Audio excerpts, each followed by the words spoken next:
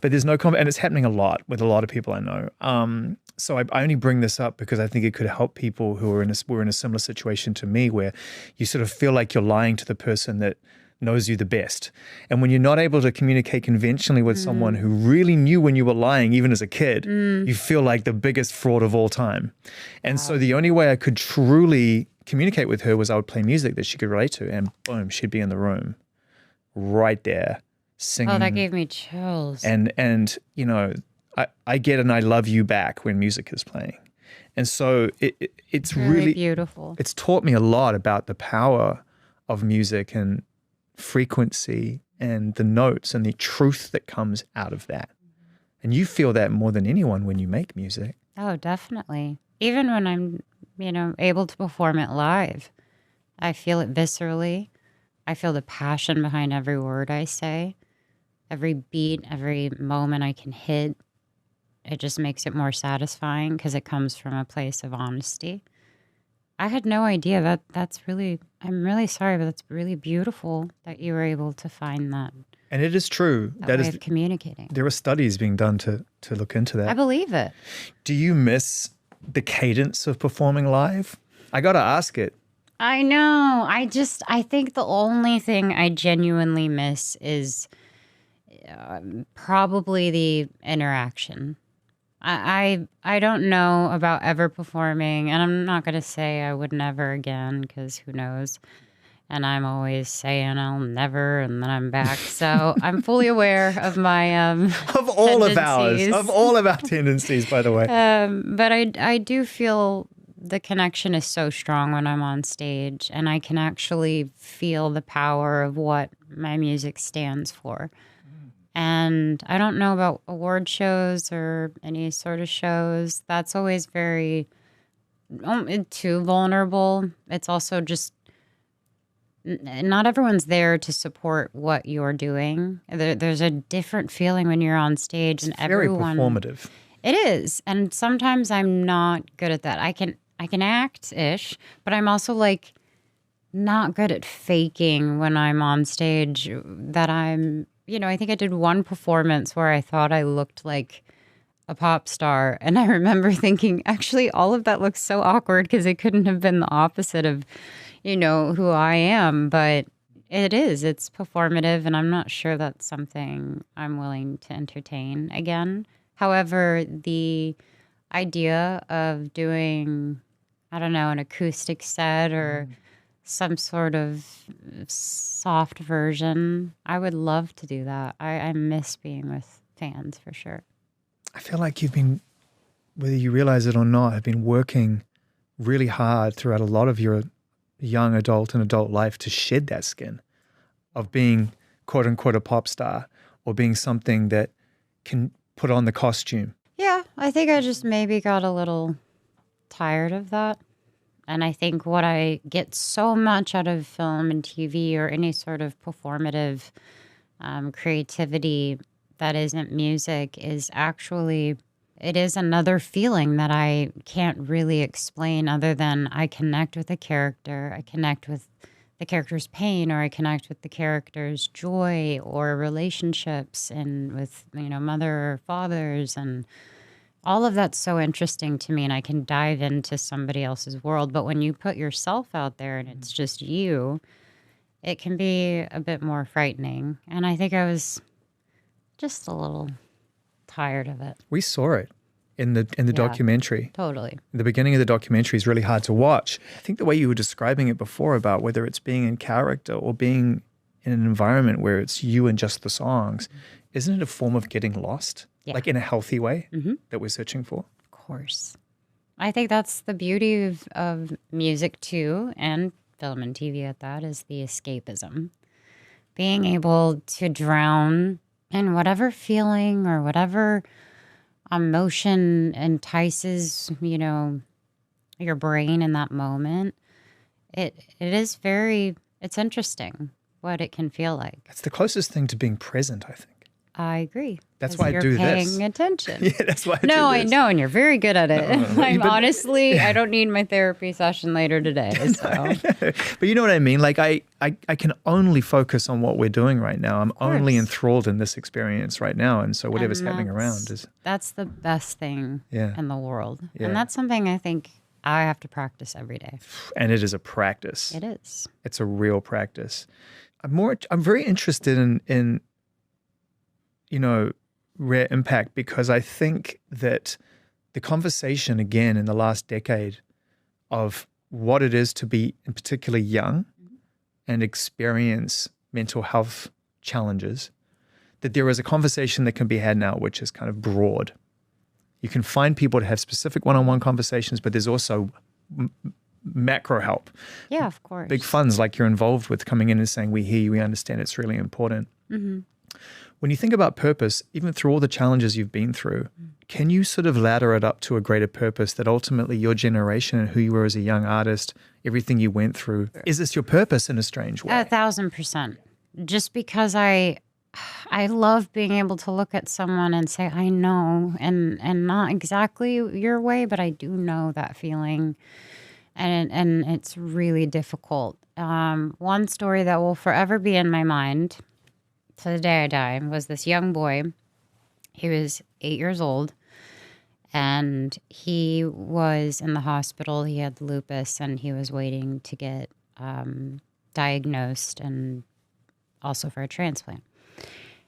I had experienced both, and when I walked into the room, he kept looking down, and he was very nervous. So I kept asking the mother, is it okay that I'm here? Should I maybe just step out? And they insisted that he'd like me to stay. So I just kind of talked about the surroundings and tried to make him feel comfortable, and didn't get in his space. And all of a sudden, as I'm rambling on about the drawings on the wall, he just looks down and says, is it true that you have lupus too?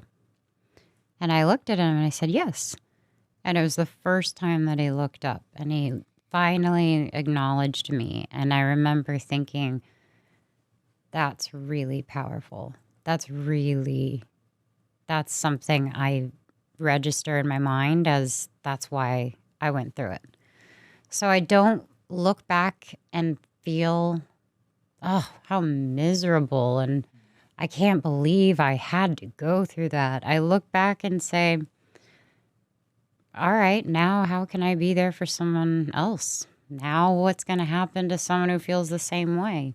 And I don't think my life's any easier than it was. I just have a better understanding of where I'm trying to regulate my emotions and what I need. So my mission is simply based on history. My life, I'm grateful, not at all sad. My life wasn't easy, but it same as anyone. It could be worse. It could be better. I think everybody has their own life and their own experiences, but it should all be acknowledged for what it is to each individual. And I hope that's what I can do while I'm here on this earth. I'll try to do the things that make me happy, but I'll equally try to do the things that make me feel like I have a right to be here in a way. You talk about it in the new song. There's a brilliant line in the new song that reveals itself. I think you know the one I'm talking about. Like, when you're low, I feel low. Mm-hmm. And you could listen to that and you could feel like, oh, that's a personal statement towards someone you care about, and it can be. But I feel like it's more like what we're searching for and what we're missing as people is this idea that it's all transferable. And when you feel pain, how could I not feel pain? I agree. And I think that's something I really admire about the song. Now, to go back on it was a song that was from a long time ago, but it's become this gem that we've always kind of carried as eventually it'll have a home, and then it did. But yeah, that's what the ultimate meaning of that song is that you are exactly any sort of thing that you are walking through, good or bad, I'm equally there. And no, it's not about anything or any relationship. It can be interpretive, but I genuinely think it is just a beautifully written song. I agree. And I had a great time working with everybody on it. I love that you could have had that and it meant something to you that was different in a way than how it feels now. Like what is time really in relation to songs? I don't know, but hopefully it just ages like fine wine. Music is just the best. You've had such a fascinating life today, and it's so wonderful hearing music come from you. And it's a blessing to be able to talk to you intermittently about life and things like that. And I. Selena Gomez sat across from Zane Lowe, a quiet tension humming in the air as the cameras rolled and the world waited. She was poised, her trademark warmth shining through, but there was a gravity to her expression that signaled something different. When asked about her greatest nightmares, her reply was as unexpected as it was raw. My greatest nightmare was Justin. The words hung in the room, heavy and electric, the kind of confession that instantly rewrites public perception. For years, the narrative of Selena and Justin Bieber had been spun as a glittering tale of young love, heartbreak, and lingering what-ifs.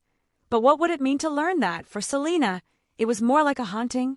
As Zane leaned in, his curiosity barely contained, Selena's story began to unfold, not as a tale of celebrity romance, but as a deeply personal odyssey.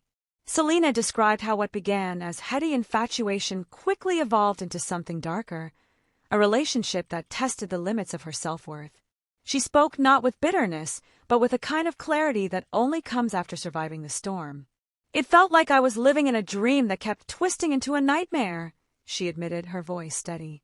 The world saw the paparazzi shots, the red carpet moments, the Instagram posts, but behind the scenes, Selena was battling insecurities she never even knew she had. She recalled sleepless nights, endless second-guessing, and the suffocating pressure of being half of a phenomenon. Every time I thought I was waking up from it, I'd find myself pulled back in, she said. The push and pull of their on-again, off-again relationship became a cycle she struggled to escape. Zane asked how she coped, and Selena's candor was startling. She confessed to losing herself, to feeling invisible beside someone whose fame kept growing. I felt like a shadow of myself, she admitted, describing how her own voice seemed to shrink, how her dreams became entangled with his. Music, once her lifeline, started to feel like another battleground. There were moments, she said, when she wondered if she'd ever find her way back. What makes Selena's story so gripping is not just the heartbreak, but the resilience. As she spoke, it was clear she had emerged from the nightmare stronger and more self-aware. She talked about the turning point, the moment she realized she had to choose herself. It wasn't about hate or anger, she said. It was about survival. She sought therapy, leaned on close friends, and poured her pain into her music. The process wasn't linear. There were setbacks, relapses into old patterns, days when the shadows felt inescapable. But little by little, she began to rebuild, not just her career, but her sense of self. Selena's honesty about mental health, about the real cost of loving someone who isn't right for you, is what makes her story resonate. She refuses to villainize Justin, acknowledging that he, too, was young and lost in his own ways. We were kids, she reflected. We didn't know how to love each other the right way. Yet, she doesn't shy away from the pain. She describes how love can morph into obsession, how admiration can become dependence, and how the things that draw you to someone can also be the things that destroy you.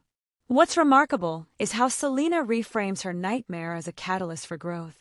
If I hadn't gone through that, she mused, I wouldn't be who I am now. She credits the experience with teaching her boundaries, self-respect, and the ability to stand alone. Her music, especially recent releases, are imbued with this newfound strength. Lyrics that once hinted at longing and loss now pulse with defiance and hope. As the interview drew to a close, Zane asked what she would tell her younger self. Selena smiled, a mixture of sadness and triumph in her eyes. I'd tell her it's okay to walk away from what hurts, even if the world doesn't understand. She talked about the importance of listening to your own voice, of trusting that nightmares do end, even if it takes time. The most captivating part of Selena's revelation is its universality. While few can relate to loving a pop superstar under the glare of the world spotlight, almost everyone knows what it's like to feel trapped in a relationship that isn't right, to mistake intensity for destiny, to lose yourself in the process of loving someone else. Selena's willingness to lay bare her darkest moments makes her not just relatable, but courageous. She's not interested in revenge or rewriting history. Instead, she offers a blueprint for healing, one rooted in honesty, self-compassion, and the belief that even the worst nightmares can lead to beautiful new beginnings. As viewers watched the interview, many surely saw parts of themselves reflected in Selena's journey, the hope, the heartbreak, the hard-won freedom. In the end, the headline isn't just that Selena Gomez's greatest nightmare was Justin Bieber, it's that she woke up and she survived. And in telling her story, she invites the rest of us to believe that we can, too.